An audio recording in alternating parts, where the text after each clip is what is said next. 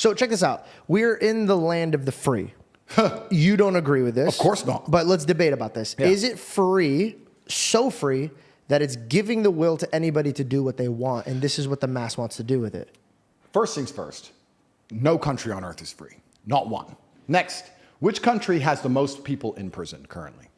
America. Which country has the highest percentage of its population in prison in history? America. Which country has the most laws? I don't know that one. America. So when you talk about the land of the free, what they're actually saying is, we've built a society based on freedom. Of course there is no freedom, because true freedom is anarchy. So I'm not even advocating for it. But that's right? what I'm saying. Do you think it turned that way because of that? No. But here's the psyop. Yeah.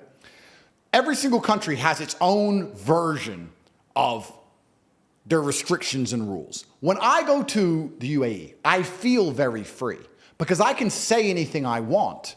I don't want to say the things that would land me in jail. If I insulted Islam or insulted the leaders of Dubai in Dubai, I'd go to jail. Yeah. But I don't want to. It doesn't cross my mind. So I speak and feel free. In America, if you go to America and you talk pro-LGBT, pro-agenda, pro-democrat, pro all these things, you think you're in a free country because you're saying all the things you're allowed to say. If you start saying the things you're not allowed to say, you'll learn that it's no more free than Saudi. It's just there's a different set of rules of what you're allowed to say. So what we have, please let me make this point pertinently clear. Your ability to speak freely is directly correlated to your insignificance. When nobody listens to you, you can say what you want. If you get a platform and start talking, you will learn very quickly how you're not allowed to say what you want because people are listening. You're free to talk in an empty room. You're not free to talk to millions of people who are paying attention to you. So what we have now in the West is a society which is only linked and only bound by this false idea of freedom, because we don't no longer believe in a flag. You look at Russia. All Russians respect Russia. They all respect the Russian flag. They respect the Russian identity. You can be Christian, you can be Muslim, but we are Russians. And when they're attacked externally, they unify as a Russian people. America doesn't have that. Half America hates the flag. They've turned the colors against each other. They've turned the religions against each other. They've turned the political parties against each other. Nothing unifies. When a house is divided, it falls. Yeah, house is divided, it falls. Nothing unifies America besides the illusion of freedom. So, when you have the most controlled nation on earth with the most laws and the most people in jail, and the only thing that's preventing absolute anarchy and unifying the people is the illusion of freedom, how do you do that? What you do is you make sure that nobody's free to do anything important, like speak about important issues, but you allow people to be free to do dumb shit.